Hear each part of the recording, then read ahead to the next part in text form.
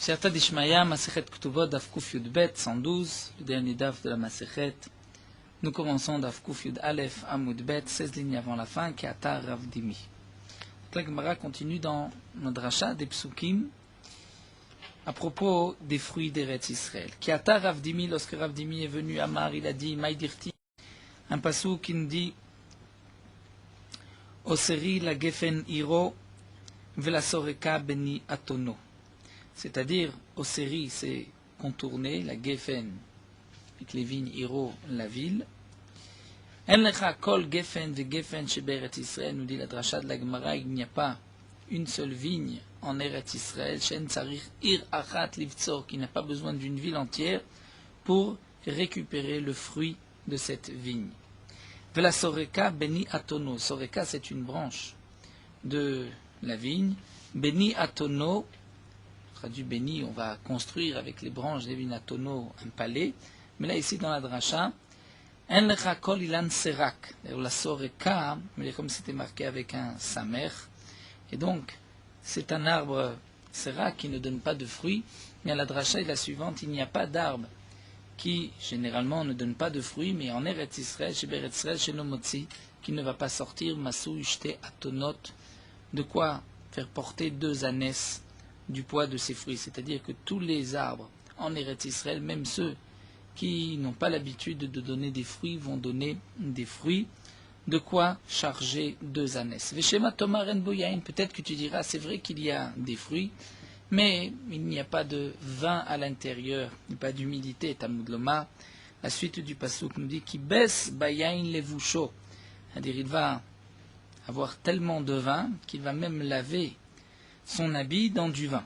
Veshema Tomareno Adom, peut-être que tu diras, mais le vin n'est pas rouge. Talmud Loma, là nous avons une autre girsa, puisque la suite du pasuk c'est Ubedam Anavim Suto. Donc comme c'est rapporté sur le goûter c'est Girsa, Talmud Lomar, Ubedam Anavim, c'est-à-dire dans le sang du Anavim, du raisin. Donc le raisin, le jus de raisin est effectivement rouge. Veshema Tomar, peut-être que tu diras Enomerave, c'est-à-dire il ne va pas rafraîchir, il ne va pas désaltérer, rassasier. Talmud Lomar nous dit le pasuk Suto. La Shon Asata, nous dit Rashi, c'est celui qui va influencer, puisque le vin va influencer l'ivrogne. Mais Shema Tomar en Botam, peut-être que tu diras, c'est vrai que ces arbres vont donner des fruits, mais ils n'ont peut-être pas de goût. Talmud Lomar, le pasuk nous dit Chachlili enaim miyain, ou le ben shinaim mechalaf. Chachlili enaim miyain, c'est-à-dire que les yeux vont devenir rouges à cause du vin. Mais ici, la dracha de la Gemara, c'est Chachlili, c'est Chech li. C'est-à-dire, Kol Chech, chez Toamo, tout palais qui va goûter ce vin, Omer, il va dire li, donnez-en moi, j'en veux. Veshema Tomar, peut-être que tu diras, les Naharim yafé, les Zekenim eno yafé, ce vin est bon pour les jeunes, mais pas pour les vieux. Talmud Lomar, dans le pasuk c'est marqué, Ulben Shinaim mechalav. Ulben Shinaim ne lit pas Ulben Shinaim, altikra le Ben Shinaim, et là, le Ben Shanim, c'est-à-dire, pour celui qui a des années, qui est vieux, bien c'est mieux encore que le lait. Mais demande l'agma pashte dekra bemaïktiv, explication simple du pasuk, à propos de quoi, comment on va expliquer le pasuk simple, qui a été Rav Dimi Amar, lorsque Rav Dimi est venu, il a expliqué Amra Knesset Israël efna Kadosh Baruch Hu, Knesset Israël, présentation du Klal Israël a dit devant Kadosh Baruch Hu, Ribono shel olam, maître du monde, Ramuz ve'enecha debasim mechama, on te demande un petit signe des yeux, parce que ce signe est meilleur que le vin, une meilleure odeur que le vin. Vachveli shinaich, et montre-moi tes dents.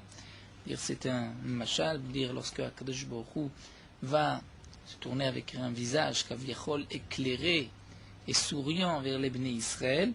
Donc lorsqu'on sourit, on dévoile les dents. Donc Vachveli, montre-moi shinaich, tes dents des bassim mechalva, qui est agréable, qui est bon à moi, mieux encore que le lait.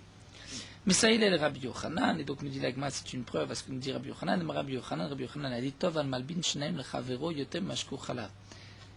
Il est mieux et préférable celui qui va blanchir ses dents à son prochain, c'est-à-dire qui va lui sourire et lui montrer ses dents, plus encore que s'il lui avait fait boire du lait. Sheneemar ou le ben shinaim mechalav. Les ben shinaim et la liboun shinaim. Le fait de montrer ses dents blanches, c'est-à-dire de sourire à son prochain, c'est encore mieux que de lui verser du lait. Afriya Barada nous raconte la Gemara Afriya Barada, Mikre Dardeke de Resh Lakish avait. Il était l'enseignant des enfants de Resh Lakish. Ivgar Tlateyoma, et pendant 3 jours, il n'est pas venu enseigner aux enfants de Resh Lakish.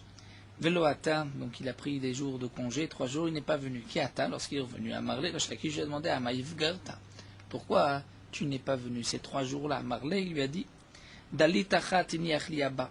Une vigne qui, nous explique Rashi, repose sur des perches, m'a laissé mon père. Ou batzarti mimena yom rishon. Et le premier jour, j'ai coupé de cette vigne shelosh meot ashkolot, 300 grappes de raisin. Eshkol le graves. Et chaque grappe de raisin m'a donné une quantité d'un CA de vin. Donc la production était énorme, très abondante. Et même une seule grappe donnait une mesure, un CA de vin, qui est aussi une mesure, laisse-moi, à plusieurs litres. Yom Sheni, le deuxième jour, Batzarti shlosh meot eshkolot. J'ai pris aussi 300 grappes de raisin, mais cette fois-ci, j'avais que jeter ashkolot les grappes. Il me fallait 2 grappes de raisin pour produire un CA de vin.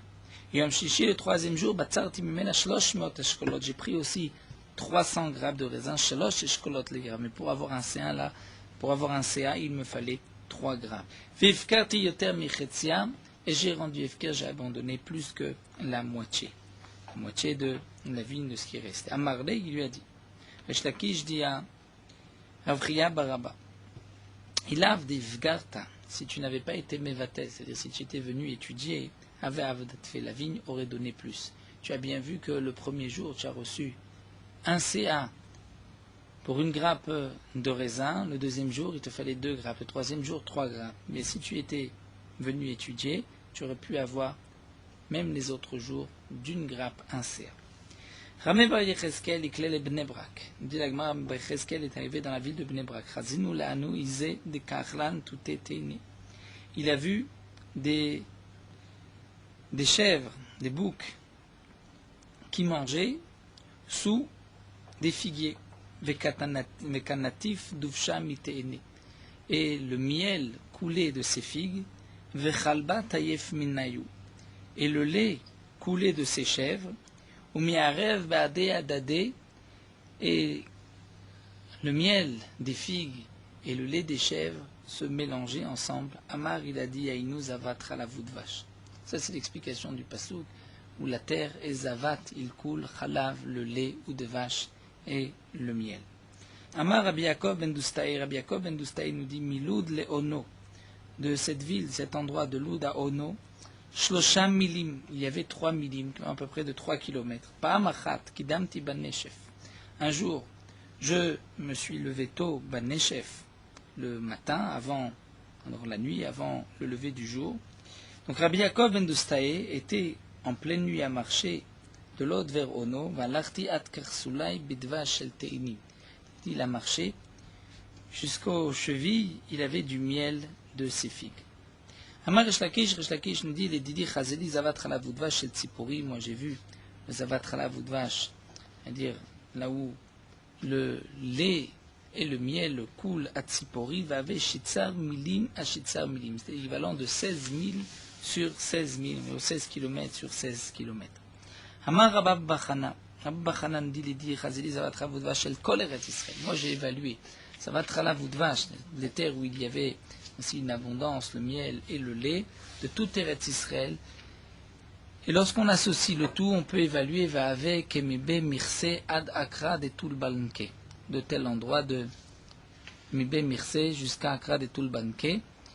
Et ceci correspond à Kavbet Parse Urka, à 22 parsaot. Chaque parsa est environ de 4000, et presque environ 4 km. Donc nous avons 88 km, 90 km environ de longueur, ou Poutia et de largeur, Shita parsé, 6 parsaot, n'est environ 25 km.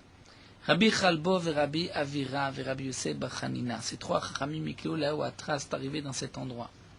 Et tout Kamaï ou à Parseka, on leur a apporté il n'a passé qu'à une pêche, d'Ava qu'il fasse, qui était comme une marmite, Kfar Ino, de tel endroit de Kfar Ino. Mais il fasse Kfar Ino et la marmite de Kfar Ino, Kamave, combien elle correspondait, Chamesh Sein, c'est de quoi remplir 5 CA. Donc la pêche était énorme. Achlou Shlish, ils ont mangé un tiers. Viv Kirou Shlish, ils ont laissé un tiers, abandonné. Venatnu Lifne Bem Tam Shlish, ils ont donné un tiers à leur bête. Les Shana, une année plus tard, Ikle Rabbi Lazar la Tam. Rabbi Lazar est arrivé à cet endroit. Va être le Kameh, et on lui a amené donc une pêche devant lui, Nakto Beyademi. Il a pu prendre cette pêche dans sa main. Ve'amar, il a dit, donc l'année d'après, la pêche avait diminué de sa taille, de son volume, et il a dit Eretz peri le melcha meraat yoshveba. C'est-à-dire si la terre donne des fruits, c'est comme une terre salée qui ne donne pas de fruits. C'est-à-dire si les fruits sont mauvais, c'est meraat yoshveba, c'est à cause des fautes des habitants. Et donc c'est pour cela que la bracha avait diminué. Rabbi Yoshua ben Levi éclaire les Gavla. Rabbi Yoshua ben Levi est arrivé dans la ville de Gavla. Chazinu lehanhu ketoufe. Il l'a vu, c'est kétouffé, c'est-à-dire nous explique Rashi, ces grappes de raisin d'Avou Kaimé qui est iglé, qui de loin paraissaient être comme des veaux. Amar, il a dit Agalim ben Akfanim, il y a des veaux entre les vignes.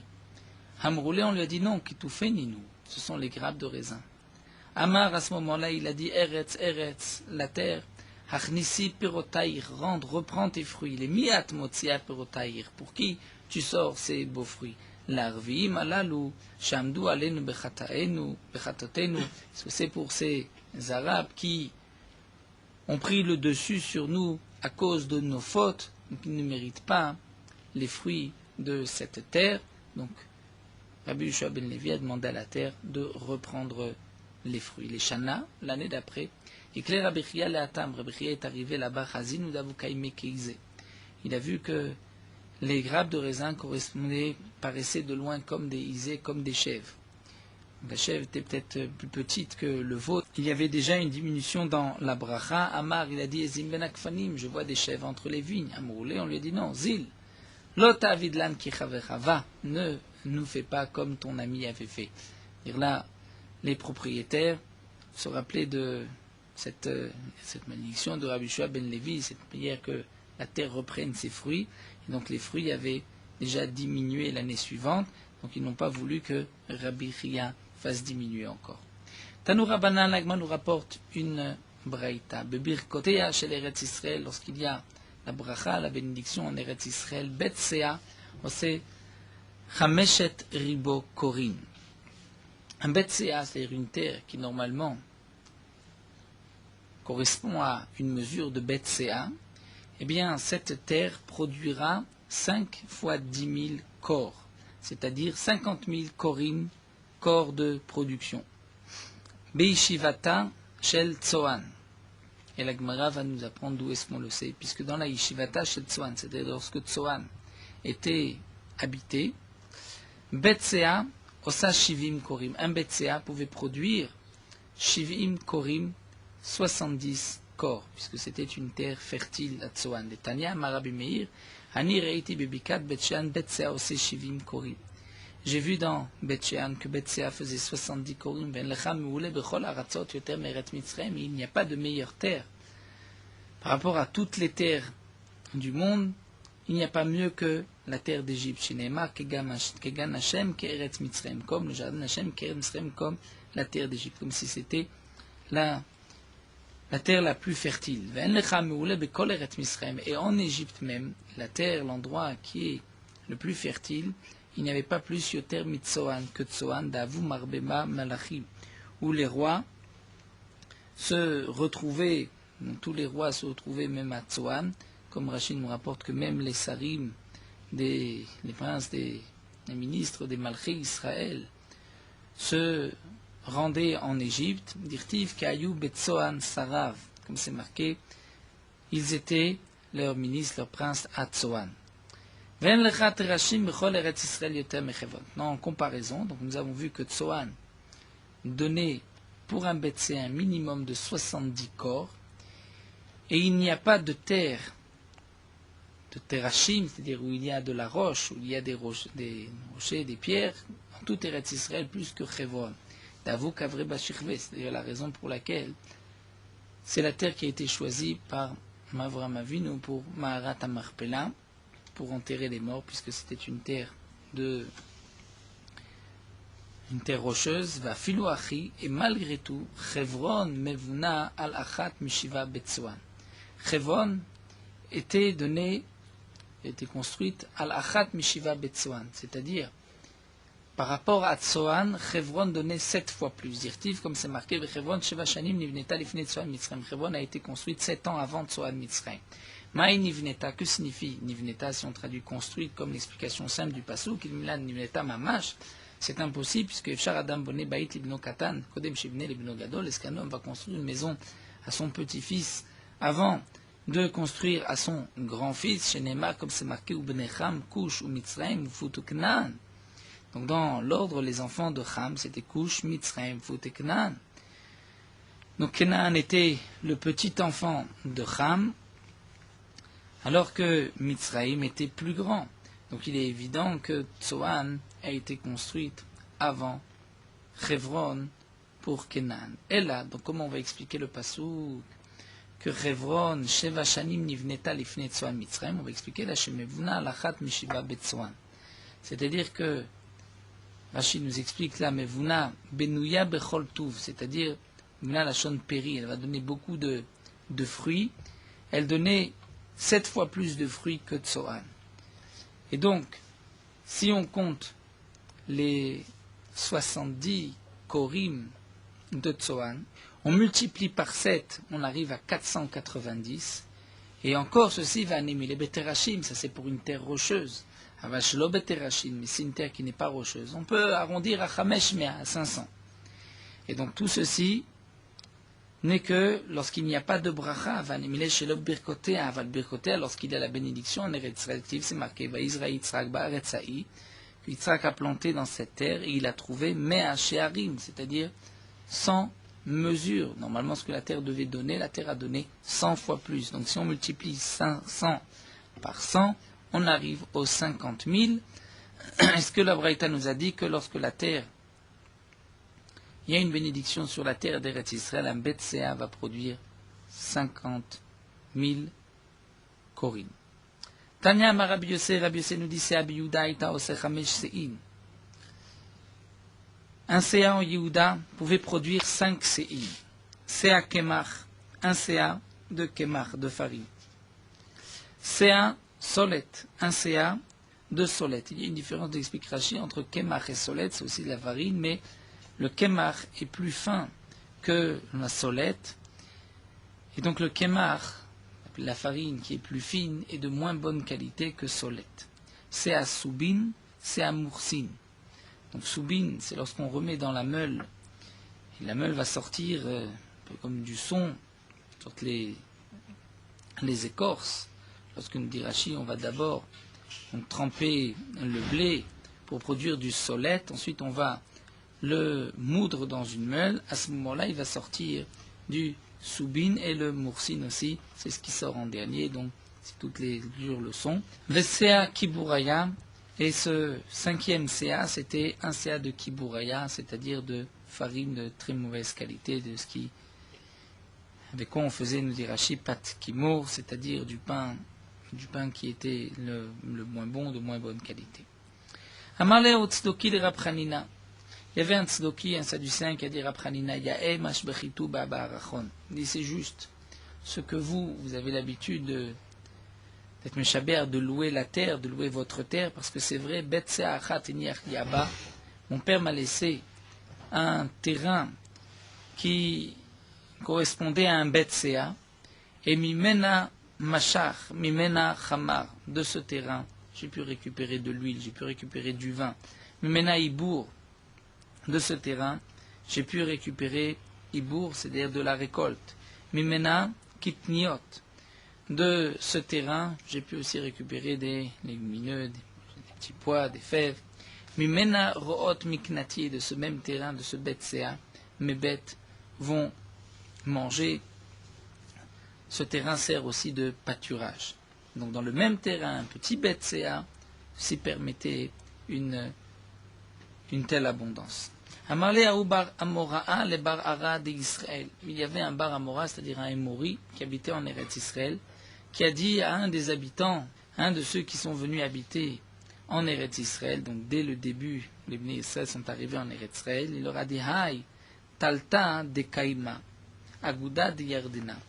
Et tu vois ce Talta, c'est-à-dire, nous explique Rashi, ce Dekel, ce palmier, qui était sur le bord du Yarden, du Jourdain, Kama Gaderitomina. Combien vous avez pris de dates de ce palmier? Amarle, le Israël a répondu Shitin Koré. On a pu récupérer 60 corps, donc aussi une quantité énorme. Amarle, il lui a dit, donc là le non-juif, le Amoraï, il leur a dit Lo Ailituba Akate Achivtua. Vous êtes à peine rentré en Eretz Israël que déjà vous avez abîmé la terre, dire par vos averot. Anna, nous, mais avec Srim Koré, Avagazrin Almina, on pouvait prendre 120 korim de cet arbre et vous n'avez récupéré que 60 korim. Donc on voit que la production de la terre dépend du mérite des habitants. Non pas que les Amoraïm, les Morim étaient plus méritants que les Bnei Israël.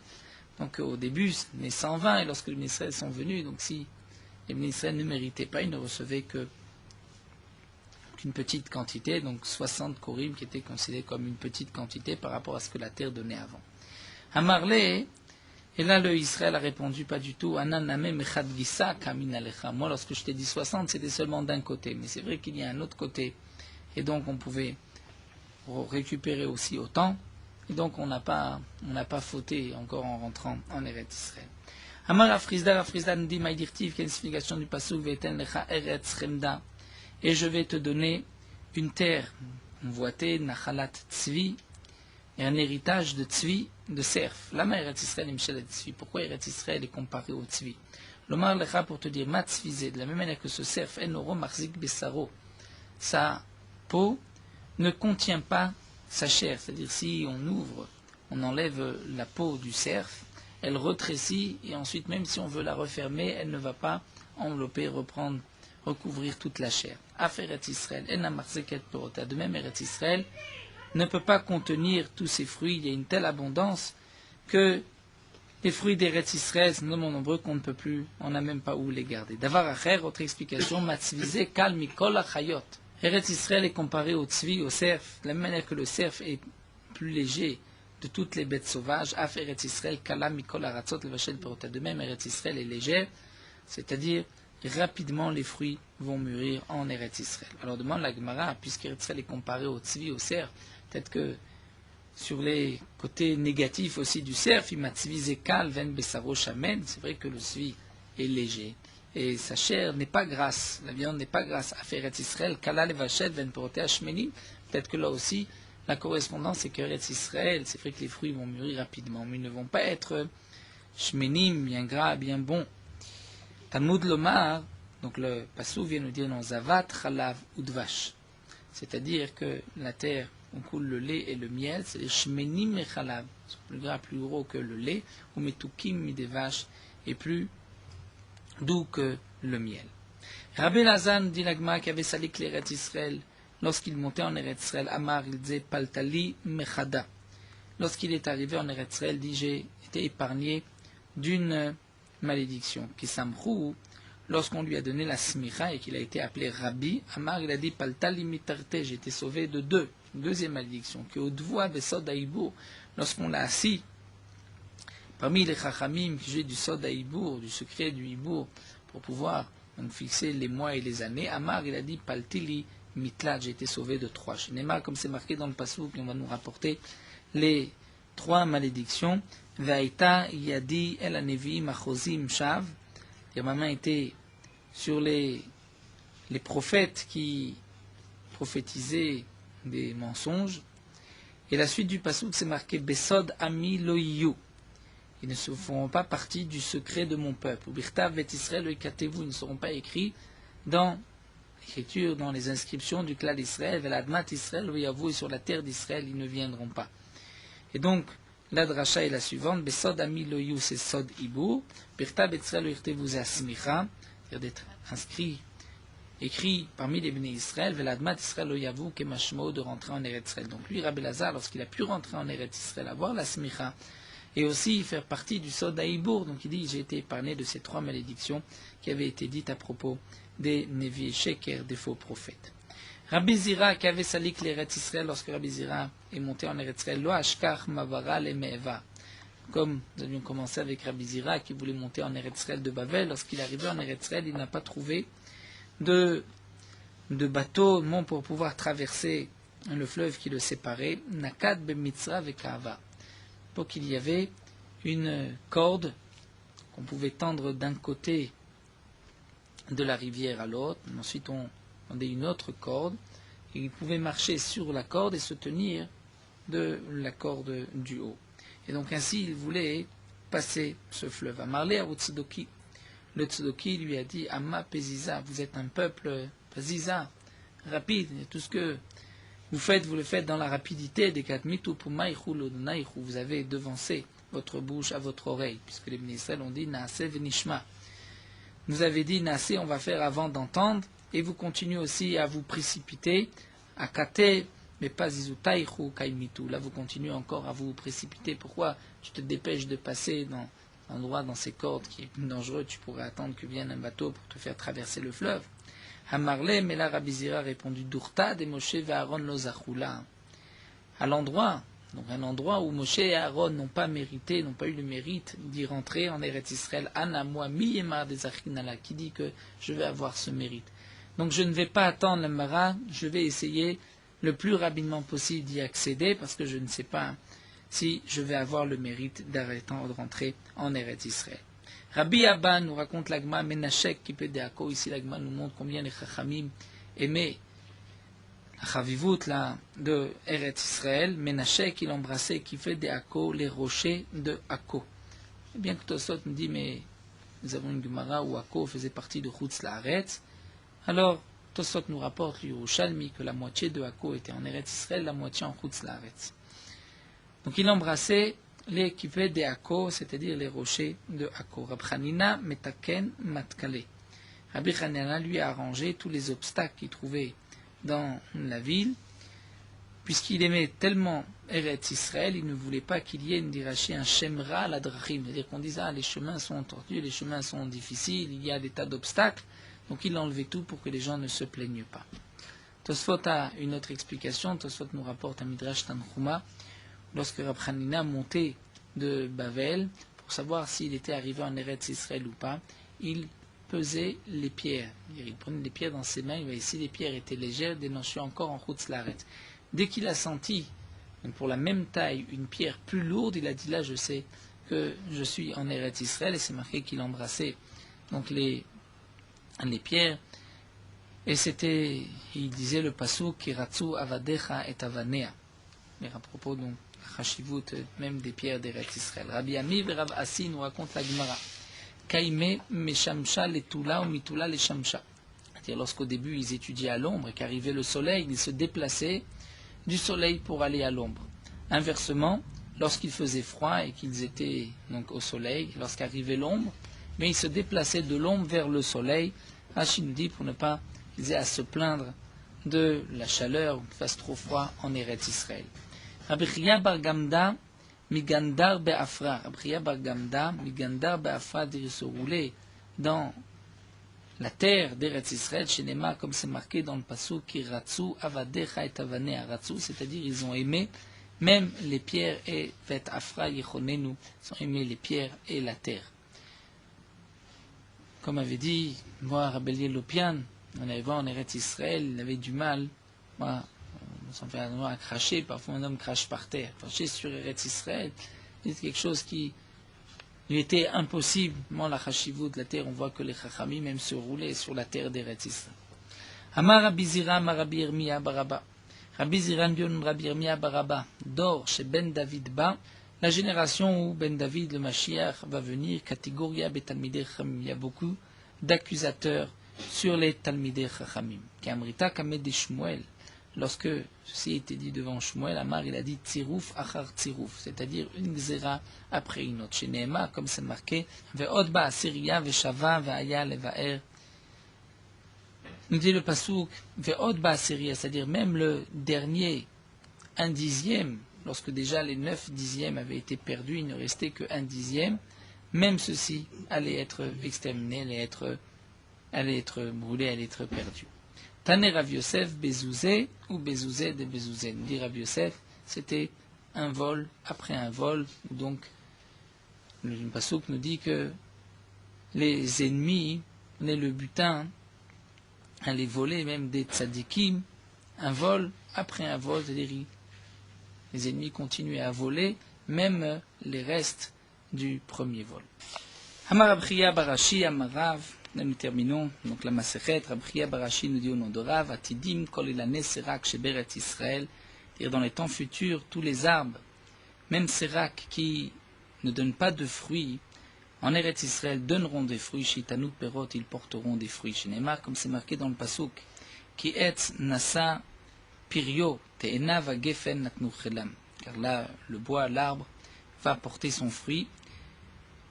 Le figuier et la vigne vont donner leurs fruits, leur force. Donc, puisque dans le Pasuk, c'est marqué te'ena va gefen, vous explique Rashi, le etz, c'est obligatoirement un arbre qui ne donne pas de fruits. Donc, la tidlavo dans les temps futurs, les arbres, même qui ne donnaient pas de fruits, donneront des fruits en Eretz Israël. Adran alach shne dainek zerot, c'est le Masechet Ktuvot.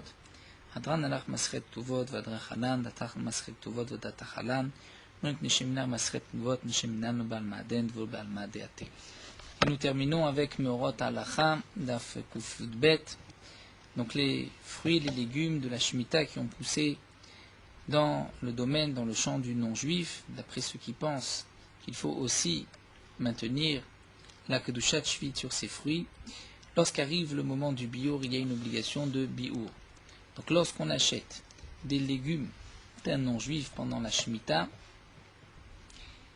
il faudra faire attention, est-ce que le Zman, le moment du biour n'est pas encore arrivé, parce qu'il y a des légumes dont le Zman du biour est déjà au milieu de l'hiver de l'année de la Shemitah. Les fruits et les légumes de la Shemitah qui se trouvaient dans le domaine du non-juif au moment du biour et que le non-juif n'a pas fait le biour, bien que chez un Israël les fruits auraient été interdits, ici puisque c'était chez un non-juif, les fruits ne sont pas interdits. Mais lorsque le Israël achète ses fruits, il doit lui faire le biour, donc les rendre efker. Et si le juif ne fait pas le biour le même jour, là les fruits seront interdits. Des fruits qui au moment du biour se trouvaient dans le domaine du Otsar Beddin, là, nous n'avons pas besoin de faire de bio, étant donné qu'ils n'appartiennent pas à un homme particulier, mais au Bédine, à toute la communauté. C'est comme s'il y avait déjà eu du bio, comme s'ils étaient sortis de la maison. Et lorsque on va ensuite distribuer au public, après le Zman Biour, les fruits sont permis et il n'est pas nécessaire donc de faire le Biour. De même, les fruits qui au moment du Biour étaient rattachés au sol, puisque tant que les fruits sont rattachés au sol, les fruits sont hefker, donc c'est comme si le biour était déjà existant. Lorsque on les récolte, on les prend, il n'y a pas besoin de faire de biour. Malgré tout, d'après le Rambam, qui pense que la mitzvah du biour, c'est de les exterminer de ce monde, les enlever. Donc là, même lorsque les fruits, comme nous l'avons vu dans ces cas-là, où les fruits sont encore là, que le temps du biour est passé, il faudra quand même les enlever de ce monde.